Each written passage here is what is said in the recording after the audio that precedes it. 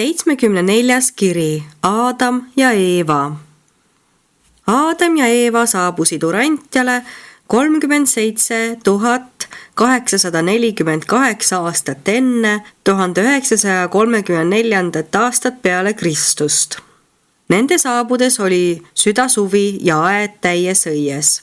2 transpordiseeravit maandus koos Jerusemi isikkonnaga, kellele oli usaldatud bioloogiliste ülendajate transportimine Urantiale. Ette teatamata keskpäeval aeglaselt pöörleva planeedi pinnale kõik see isa templi lähedusse. Kogu Aadama ja Eeva kehade taas ainestamistöö teostati selle äsja loodud pühamu ümbruses ja 10 päeva pärast nende saabumist taasloodi nad kahesel inimkujul, tutvustamaks neid kui maailma uusi valitsejaid. Nad tulid teadvusele üheaegselt. Ainelised pojad ja tütred teenivad alati koos. Nende teenistuse puhul on oluline, et neid kunagi ega kusagil teineteisest ei lahutata. Nad on määratud töötama paaridena, üksi tegutsevad nad harva. 1. Aadam ja Eeva Jerusemil. Urantia planeedi Aadam ja Eeva kuulusid Jerusemi vanemate aineliste poegade korpusesse ühise numbri 14311 all. Nad olid 3. füüsilisest seeriast ja nende pikkus oli veidi üle 2 meetri ja 40 sentimeetri. Sel ajal, kui Aadam valiti välja Urantiale lähetamiseks, töötas ta koos oma paarilisega Jerusemi füüsikalaboratooriumides, kus tehti katseid ja teste.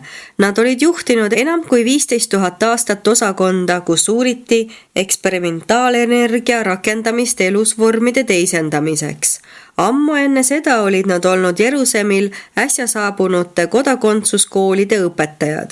Kõike seda tuleks meeles pidada, kui vaadeldakse nende hilisemat käitumist Urantial.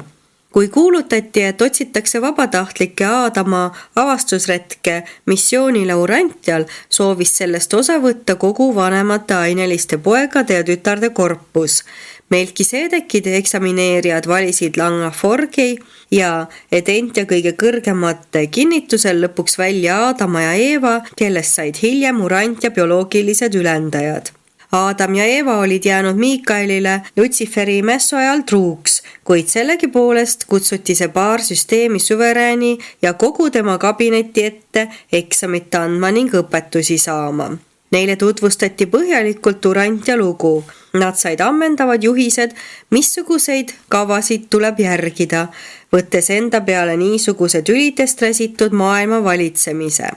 Neilt võeti ühine truudusvanne Edentia kõige kõrgematele ja Salvingtoni Miikaelile ja neil soovitati alluda Urantia Melkiseedekite hooldajate korpusele, kuni see valitsev organ peab vajalikuks nende hoole alla antud maailma valitsemisest loobuda.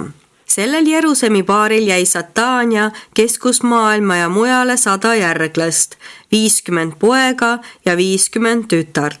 Suursugused olendid, kes olid pääsenud edasiliikumise ohtudest ja töötasid oma vanemate Urantiale lahkumise ajal universumi ustavate usaldusisinkutena.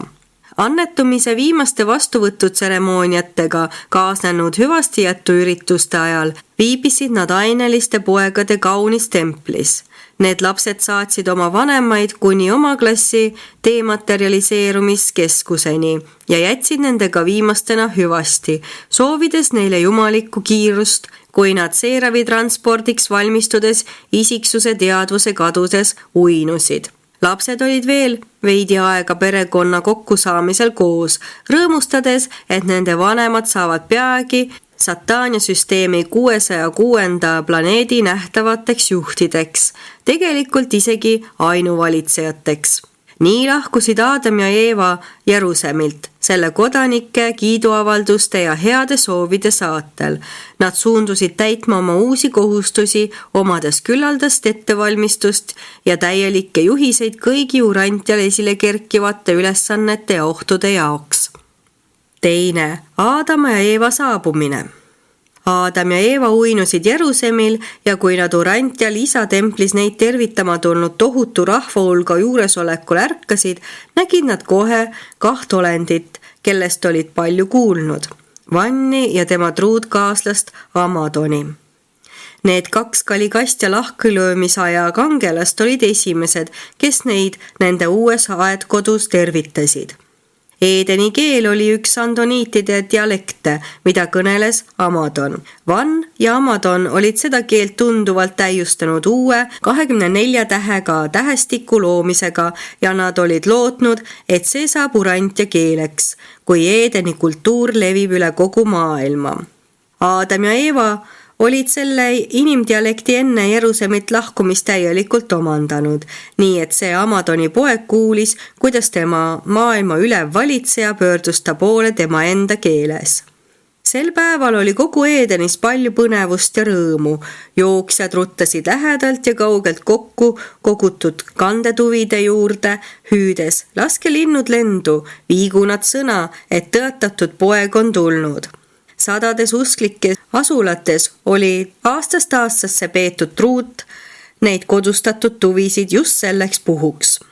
Kui uudis Aadama saabumisest laiemalt levis, võtsid tuhanded ümbruskonna hõimuliikmed Vanni ja Amadoni õpetuse omaks ning palverändurite vool Eedenisse kestis palju kuid, et tervitada Aadamat ja Eevat ning avaldada austust nende nähtamatule isale.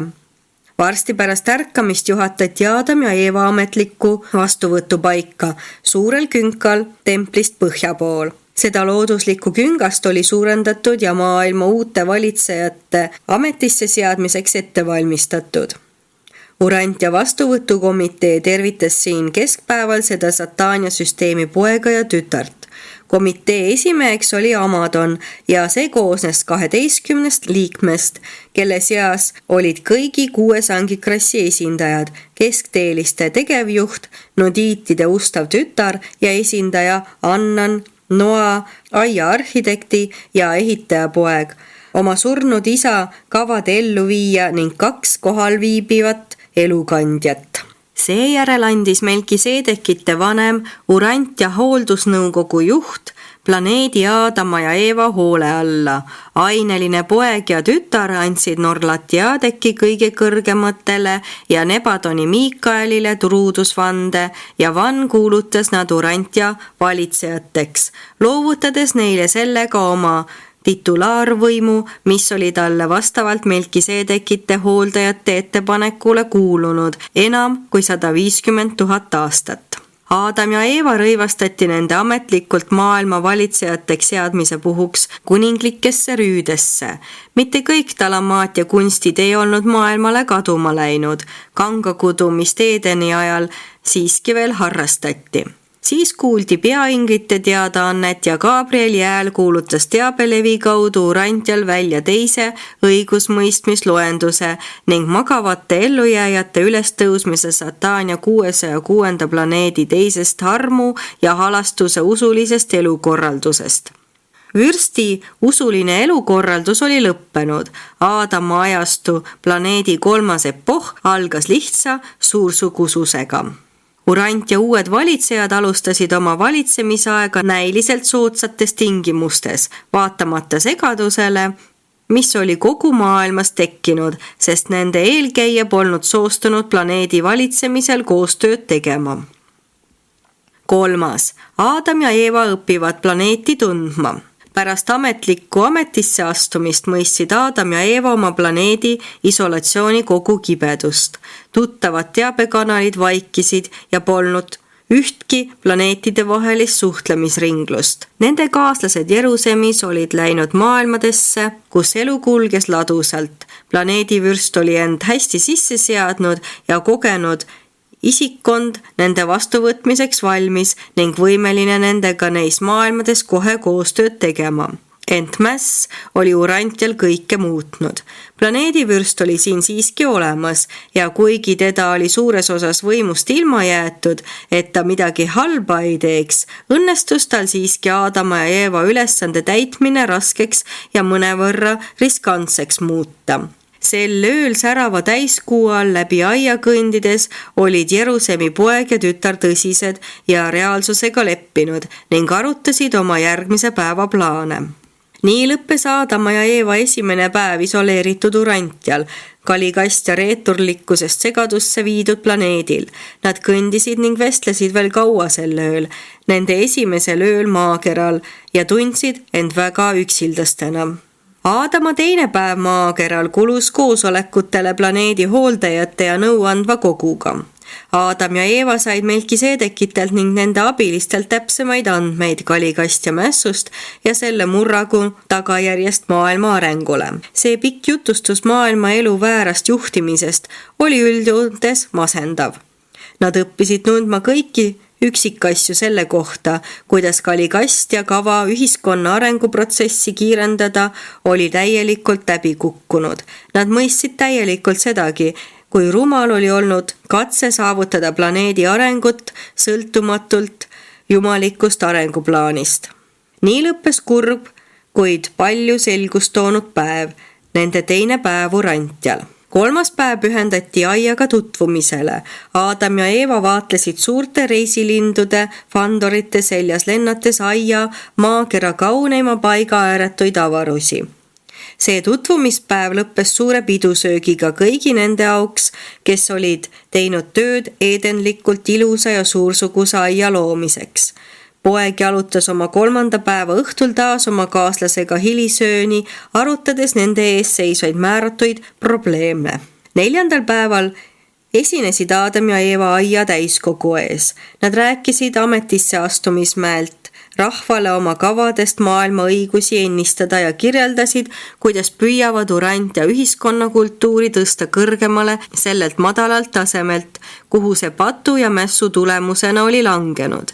See oli suur päev, mis lõppes pidusöögiga meestest ja naistest koosnevale nõukogule, kes oli valitud maailma uue valitsuse ülesandeid üle võtma. Pange tähele, selles rühmas oli peale meeste ka naisi ja see oli esimene kord, mil maakeral pärast Alamaatia aega midagi taolist juhtus. Näha Eevat, naist jagamas mehega maailma valitsemise au ja vastutust oli hämmastav uuendus ja sellega lõppes 4. päev maakeral. 5. päeval tegeldi ajutise valitsuse moodustamisega, mis pidi tegutsema kuni Melkiseedekite hooldajate lahkumiseni Urantjalt. 6. päev pühendati arvukate inim- ja loomaliikidega tutvumisele. Aadam ja Eeva kõndisid kogu päeva piki Edeni hommikupoolseid müüre, vaadeldes planeedi loomariiki ja omandades parema ettekujutuse sellest, mida tuleks teha korrastamaks maailma, kus elas nii erinevaid elusolendeid. Aadama saatjad sel reisil olid väga üllatunud nähes, kui täielikult ta mõistis paljude tuhandete talle näidatud loomade olemust ja toiminguid. Pruukis tal vaid mõnele loomale pilk heita, kui ta juba kirjeldas selle olemust ja käitumist. Aadam oskas anda nimesid, mis kirjeldasid kõigi vaadeldavate aineliste olendite päritolu, olemust ja tegevust. Tema saatjad sellel tutvumisreisil ei teadnud, et maailma uus valitseja oli kogu Satania üks paremaid anatoome ja et Eeva oli niisama asjatundlik. Aadam hämmastas oma kaaslasi sellega, et kirjeldas arvukaid elusolendeid, kes olid inimsilmale liiga väikesed. Kui Aadama ja Eeva 6. päev maakeral läbi sai, puhkasid nad esmakordselt oma uues kodus hommikupool Edenit. Urant ja avastusretke 6 esimest päeva olid olnud täis tihedat tööd ja nad ootasid juba rõõmuga, et jõuaks kätte igasugusest tegevusest täiesti vaba päev. Aga asjaolud määrasid teisiti. Lõppenud päeva sündmused, Aadama nii arukas ja põhjalik arutlus Urant ja loomariigi üle, samuti tema meisterlik ametisse astumiskõne ja meeldiv käitumine olid aia elanike südameid ja intellekti niivõrd paelunud, et nad aktsepteerisid äsja saabunud Jerusemi poega ja tütart kõigest südamest oma valitsejatena, kuid vähe sellest, enamik neist oli valmis lausa näoli laskuma ja neid kui jumalaid palveldama. 4. Esimene tõrge. Sel 6. päevale järgnenud ööl toimus Aadama ja Eeva magades Edeni keskosas isa templi läheduses imelikke asju. Mahedate kuukiirte all kuulasid 100 entusiastlikud ja erutatud mehed ja naised tundide kaupa oma juhtide kirglikke üleskutseid. Neil olid head kavatsused, aga nad lihtsalt ei suutnud oma uute valitsejate vennalikku ja demokraatlikku lihtsust mõista. Ning ammu enne Koitu olid maailma uued ajutised haldurid jõudnud peaaegu üksmeelsele järeldusele, et Aadam ja tema paariline olid liiga tagasihoidlikud ja vähenõudlikud. Nad otsustasid, et jumalikkus oli saabunud maakerale kehalisel kujul, et Aadam ja Eeva olid tegelikult jumalad või vähemalt neile väga lähedased olendid ning väärisid harrast valveldamist. Aadama ja Eeva esimese 6 maakeral viibimise päeva hämmastavad sündmused olid ka maailma parimate inimeste ettevalmistamata meelele liiga haaramatud. Neil käis pea tornavatest mõtetest ringi. Nad läksid kaasa ettepanekuga tuua üllas paar keskpäeval isa templi juurde, et kõik võiksid austavalt palveldades nende ees kummardada ja end alandliku allumise märgiks silmili heita. Ja aiaelanikud mõtlesid seda kõike tõesti siiralt. Van protesteeris. Amadoni ei olnud kohal, sest ta oli Aadama ja Eeva juures öösel auvalves, kuid Vanni vastuväiteid ei arvestatud. Talle öeldi, et ka tema on liiga tagasihoidlik, liiga vähenõudlik, et ta on ka ise peaaegu jumal, sest kuidas muidu oleks ta saanud maakeral nii kaua elada ja kutsuda esile Aadama tuleku taolise suure sündmuse. Kui erutatud eedenlased tahtsid teda juba kätele võtta ja jumaldamiseks mäele kanda, tungis Van rahva hulgast välja ja võimelisena keskteelistega suhtlema saatis nende juhi kiiresti Aadama juurde. Enne oma 7. maakeral viibimise päeva Koitu kuulsid Aadam ja Eeva hämmastavat uudist heade kavatsustega, kuid eksiteele sattunud surelike ettepanekust. Kui reisilinnud kiiresti lennates nad templi juurde viisid, kandsid keskteelised, kellel oli niisugune võime, Aadama ja Eeva isa templi juurde. Oli 7. päeva varahommik ja Aadam kõneles mäelt, kus neid alles äsja oli vastu võetud jumaliku poja seisuse klassidest, selgitades maise meelega inimestele, et palveldada tohib ainult isa ja neid, keda tema käsib palveldada. Aadam tegi selgeks, et ta võtab vastu igasugused austus- ja lugupidamisavaldused, kuid ei nõustu mitte iialgi palveldamisega.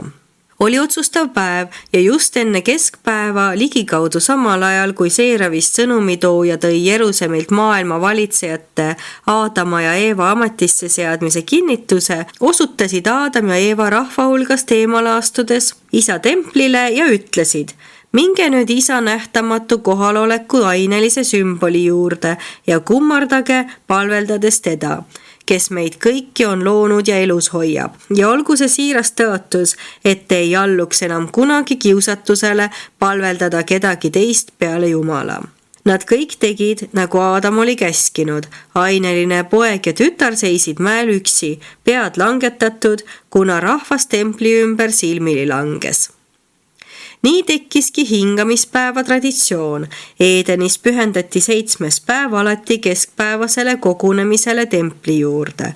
Pikka aega oli kombeks pühendada see päev enesearendamisele. Enne lõunal tegeldi füüsilise täiustumisega, keskpäeval vaimse palveldamisega ja pärast lõunat meele harimisega. Õhtu aga veedeti ühistel rõõmupidudel. See polnud Eedenis kunagi seadus, vaid tava, seni kuni Aadama valitsus maa peal võimul oli. 5. Aadama valitsus. Peaaegu 7 aastat pärast Aadama saabumist olid Melkiseedekid hooldajad veel maailma asjade üle valvamas, aga lõpuks saabus aeg, mil nad andsid valitsemise Aadamale üle ja pöördusid Jerusalemile tagasi. Hooldajatega hüvasti jätmine kestis terve päeva ja õhtul andis iga Melkiseedek Aadamale ja Eevale oma viimased nõuanded ning parimad soovid. Aadam oli korduvalt palunud oma nõuandjaid temaga koos planeedile jääda, kuid ta taotlused lükati iga kord tagasi. Oli saabunud aeg, mil ainelised pojad pidid vastutuse maailma asjade eest täielikult enda kanda võtma. Nii lahkus Satan ja seeravi transport keskööl koos 14 olendiga Jerusalemile. Samaaegselt 12 lahkuva Melkiseedekiga viidi üles ka Van ja Amadon. Mõnda aega kulges Urantial kõik üsna hästi ja näis, et Aadam sai lõpuks koostada mingisuguse kava Eedeni tsivilisatsiooni järkjärgulise laiendamise soodustamiseks. Vastavalt Melkiseedekite soovitustele hakkas ta edendama tootmist eesmärgiga arendada välismaailmaga kaubandussidemeid. Eedeni lõhenemise paiku töötas seal üle 100 algelise tootmisettevõtte ja ümbruskonna hõimudega olid loodud laialdased kaubandussuhted. Aadamale ja Eevale oli ajastute jooksul õpetatud, kuidas täiustada maailma, mis on valmis vastu võtma nende erilist panust areneva tsivilisatsiooni progressi. Nüüd olid nad aga silmitsi niisuguste pakiliste probleemidega nagu õiguskorra sisseseadmine metslaste, barbarite ja pooltsiviliseeritud inimolendite maailmas. Peale maakera elanikkonna parima osa, kes oli aeda koondunud, olid vaid mõned rühmad siin-seal üldse valmis Aadama kultuuri vastu võtma. Aadam tegi kangelasliku ja otsusekindla pingutuse moodustada maailma valitsus, kuid ta kohtas igal sammul tõrksat vastupanu. Aadam oli käivitanud juba kogu Eedenis kontrollrühmade süsteemi ja ühendanud kõik need kompaniid Eedeni liiga alla. Ent kui ta aiast väljus ja neid ideid väljaspool elavate hõimude seas rakendada püüdis, tekkisid probleemid, tõsised probleemid. Niipea kui Aadama abilised alustasid tööd väljaspool aeda, kohtasid nad kalikastja ja talikastja otsest ning hästi kavandatud vastupanu. Langenud vürst oli maailma valitseja kohalt tagandatud, kuid teda ei olnud planeedilt ära saadetud. Ta oli ikka veel planeedil ja sai vähemalt mõningal määral kõiki Aadama kavasid inimühiskonna taastamiseks takistada.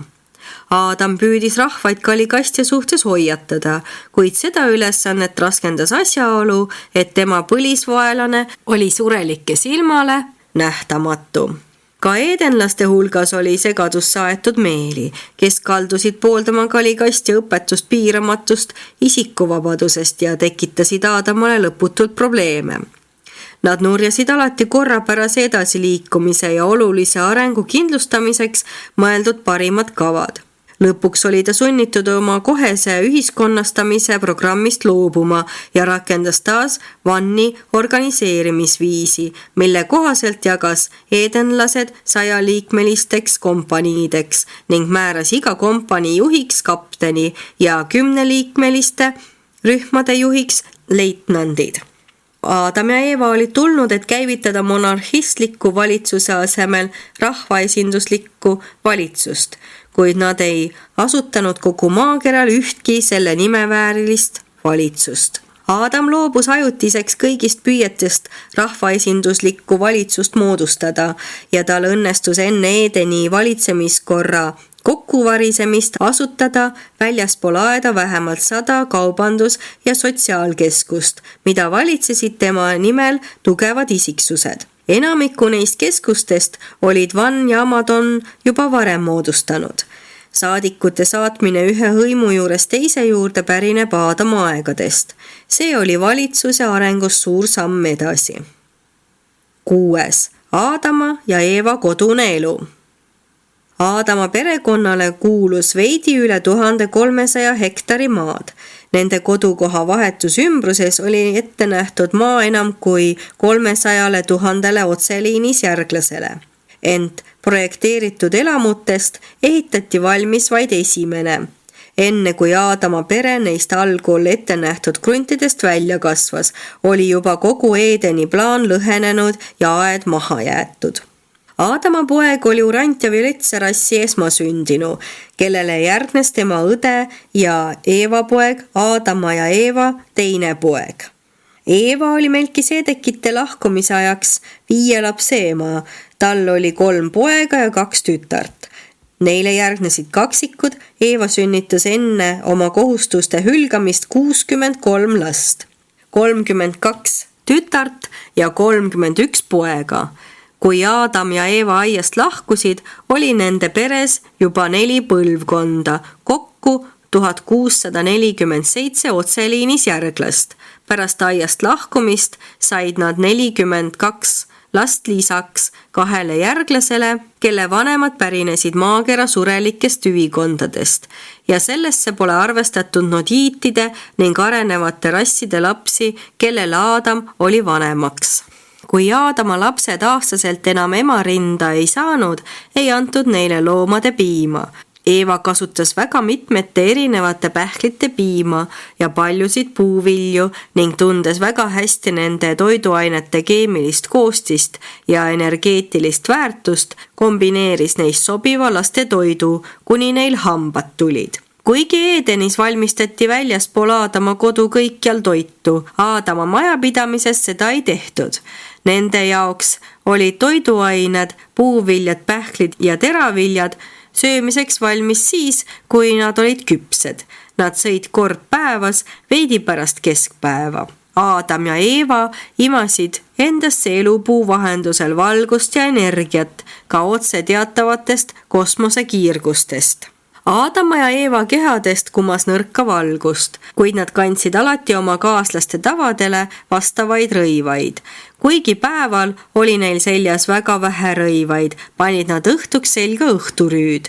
Arvatavalt vagade ja pühade inimeste päid traditsiooniliselt ümbritsevad nimbused pärinevad Aadama ja Eeva ajast. Et nende kehadest kiirgav valgus oli rõivastega suuresti varjutatud, oli märgata vaid nende peadest kiirgavat hõõgust. Aadama poja järglased kujutasid sellistena alati inimesi, kellel arvasid olevat erakordsed vaimuanded. Aadam ja Eeva said omavahel ja oma otseste lastega suhelda ligikaudu 80 kilomeetri raadiuses. Nad vahetasid mõtteid nende ajuvahetus läheduses paiknenud õrnade gaasipaunade abil. Tänu sellele mehhanismile said nad mõttevõnkeid saata ja vastu võtta. Ent kui meel alistus pahe ebakõlale ja lõhestavale mõjule, kadus see võime kohe. Aadama lapsed käisid kuni 16-aastaseks saamiseni oma koolides. Nooremad said õpetust vanematelt lastelt. Koolides vaheldus väiksemate laste tegevus iga 30 minuti järel, vanematel iga tunni järel. See oli Urantjal kindlasti uudne vaatepilt, kuidas Aadama ja Eeva lapsed mängivad rõõmsalt ja elavad lihtsalt meelelahutuseks. Tänapäeva rasside mäng ja huumor pärinebki suures osas Aadama tüvikonnast. Kõik Aadama poja järglased hindasid väga muusikat ning olid hea huumorimeelega. Kihluti keskmiselt 18-aastaselt. Seejärel astusid noored abielukohustuste 2-aastasele ettevalmistuskursusele. 20-aastaselt oli neil õigus abielluda, seejärel alustasid nad oma elutööd või eriettevalmistust selleks. Mõnede hilisemate rahvaste tavad, mille kohaselt oletatavalt jumalatest pärinevates kuninglikes peredes lubati vendadel ja õdedel omavahel abielluda, pärineb Aadama järglaste traditsioonidest. Nad pidid hädasunnil omavahel paari heitma. Aia esimese ja teise põlvkonna abiellumistseremooniaid viisid alati läbi Aadam ja Eeva. 7. Elu aias. Aadama lapsed elasid ja töötasid hommikupoole Edenit, kui välja arvata 4 aastat, mil viibiti läänepoolsetes koolides. Kuni 16-aastaseks saamiseni said nad intellektuaalset koolitust Jerusemi koolide eeskujul. 16. kuni 20. eluaastani õpetati neid Urantja koolides aia teises otsas ning nad teenisid seal ka nooremate klasside õpetajatena. Aia kogu läänepoolse koolisüsteemi eesmärk oli ühiskonnastamine. Ennelõunane aeg pühendati praktilisele aiandustööle ja põllumajandusele, pärastlõuna aga võistlusmängudele. Õhtud veedeti seltskondlikult suheldes ja isiklikku sõprust arendades. Usulist ja seksuaalkasvatust peeti kodu ülesandeks ja vanemate kohuseks. Nendes koolides õpetati muu hulgas: esiteks, tervise ja keha eest hoolitsemist, teiseks, kuldreeglit, sotsiaalse suhtlemise norme, kolmandaks, indiviidi õiguste vahekorda rühmaõigustega ja kogukonna kohustustega, neljandaks, maakera rahvaste ajalugu ja kultuuri, viiendaks, maailmakaubanduse edendamis- ja täiustamisviise, kuuendaks, vastuoluliste kohustuste ja emotsioonide koordineerimist ja seitsmendaks, mängu, huumori ja võistluse arendamist füüsiliste võitluste asemel. Koolid, tegelikult ka kõik muu aias toimuv, olid alati külastajatele avatud. Relvastamata vaatlejaid lubati vabalt Edenit lühiajaliselt külastada. Aias viibimiseks tuli urantjalane vastu võtta. Talle õpetati Aadama annetuse kava ja eesmärki, mille järel ta väljendas oma kavatsust seda missiooni järgida ning kuulutas siis oma ustavust Aadama ühiskonnakorrale ja kõikse isa vaimsele suveräänsusele. Aia seadused põhinesid Dalamaatia vanematel koodeksitel ja need kuulutati välja 7 osas. Esiteks tervishoiu- ja sanitaarseadused, teiseks Aia ühiskonnakord, kolmandaks kaubandus- ja äriseadustik, neljandaks õigluse ja konkurentsiseadused, viiendaks koduse elu seadused, kuuendaks kuldreegli tsiviilseadustik ja 7. ülima moraali 7 käsku. Edeni moraalikoodeks erines Dalamaatia 7 käsust vähe, kuid adamiitide õpetus sisaldas palju neid käske täiendavaid põhjendusi, näiteks mõrvakeelu täiendava põhjendusena inimelu hoidmiseks esitati mõttekohandaja elamist inimese sisimas. Nad õpetasid, et kes valab inimese verd, selle verd peab valama inimene, sest inimene on tehtud Jumala näo järgi. Avalik palveldamistund oli Edenis keskpäeval. Perekonna palveldamistund toimus päikseloojangu ajal. Aadam püüdis igati takistada kindlate palvete kasutamist, õpetades, et tõhus palve peab olema täiesti isiklik. See peab olema hingesoov, kuid edenlased jätkasid Dalamaatia aegadest pärinevate palvete ja vormelite kasutamist. Aadam püüdis asendada ka vereohvrid usutseremooniates maaviljade ohverdamisega, kuid oli aia lõhenemise ajaks selles osas vähe edasi jõudnud. Aadam püüdis õpetada rassidele sugupoolte võrdsust. See, kuidas Eeva oma kaasa kõrval töötas, avaldas kõigile aia elanikele sügavat muljet. Aadam õpetas neile otseselt, et naine annab võrdselt mehega need elutegurid, mille ühinedes moodustub uus olend. Seni oli inimkond arvanud, et kogu sigimine toimub isa niuetes. Nad olid pidanud ema vaid lapse toitjaks enne sündi ja imetajaks pärast sündi. Aadam õpetas oma kaasaegsetele kõike, millest nad suutsid aru saada, kuid seda oli suhteliselt vähe. Vaatamata sellele ootasid maakera arukamad rassid innukalt aega, mil neil lubatakse abielluda violetse rassi arenumate lastega. Ja kuivõrd teistsuguseks oleks Urantia saanud, kui see suur rasside ülendamise kava oleks teostunud. Sellegipoolest tõi see sisse toodud rassi vähene veri, mille arenevad rahvad juhuslikult omandasid, ikkagi tohutult kasu. Nii töötas Aadam selle maailma hüvanguks ja ülendamiseks, kus ta viibis, kuid neid segatud ja segaverelisi rahvaid paremini juhtida oli raske ülesanne. 8. Loomise legend. Lugu Urantia loomisest 6 päevaga põhineb päritud teadmisel, et Aadam ja Eeva olid kulutanud just 6 päeva esialgsele tutvumisele aiaga. See asjaolu muutis algselt dalamaatlaste poolt sisse viidud nädalapikkuse perioodi peaaegu pühaks. Aadam ei pühendanud 6 päeva aiaga tutvumisele ja esialgsete organiseerimiskavade koostamisele mitte ettekavatsetud korra kohaselt. See lihtsalt läks nii. 7. päev valiti käesoleva jutustuse faktide seisukohalt palveldamiseks täiesti juhuslikult. Legend maailma loomisest 6 päevaga tuletati tagantjärele, tegelikult enam kui 30 000 aastat hiljem. Loo üks tahk, päikese ja kuu äkiline ilmumine võis saada alguse pärimusest maailma kunagise kiire väljumise kohta peene ainetihedast kosmilisest pilvest, mis kaua oli varjanud nii päikese kui ka kuu. Lugu Eeva loomisest Aadama küljeluust oli segane kokkuvõtte Aadama saabumisest ja taevasest operatsioonist seoses elusainete vahetamisega planeedivürsti kehalise kaaskonna saabumisel enam kui 450 000 aastat varem. Pärimus mille kohaselt Aadam ja Eeva loodi füüsilisel kujul nende saabumisel Urantiale, on mõjutanud enamikku maailma rahvastest.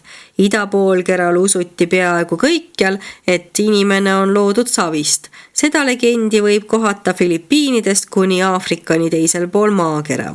Paljud rühmad võtsid omaks loo, et inimene on loodud mingil erilisel viisil savist ning nad asendasid sellega varasemad uskumused järk-järgulisest loomisest ehk evolutsioonist. Talamaatia ja Eedeni mõjudest kaugemal kaldus inimkond uskuma inimsoo järk-järgulist arengut. Evolutsioonifakt ei ole praeguse aja vastus. Iidse aja inimesedki mõistsid inimprogressi aeglast ja evolutsioonilist iseloomu. Varastel kreeklastel oli vaatamata oma Mesopotaamia lähedusele sellest selge ettekujutus. Kuigi maakera erinevate rasside ettekujutused evolutsioonist olid kahetsusväärselt segased, uskusid ja õpetasid paljud ürghõimud siiski, et nad on mingisuguste loomade järeltulijad. Ürginimesed tavatsesid valida tootemiteks loomi, keda pidasid oma esivanemateks. Teatavad Põhja-Ameerika indiaanihõimud uskusid end pärinevat kobrastest ja kojottidest. Mõned Aafrika hõimud õpetavad, et nad pärinevad hüäänist, üks Malai hõim leemurist, üks Uus-Guinea rühm papagoist. Babüloonlased olid adamiitide tsivilisatsiooni jäänustega vahetuskontaktis ning seetõttu võimendasid ja ilustasid seda lugu inimese loomisest. Nad õpetasid, et inimene on otseselt jumalikku päritolu. Nad uskusid visalt rassi aristokraatlikku päritolusse, mis oli muidugi ühitamatu õpetusega savist loomisest. Vanas testamendis esitatud loomislugu sai alguse Moosese ajast tunduvalt hiljem.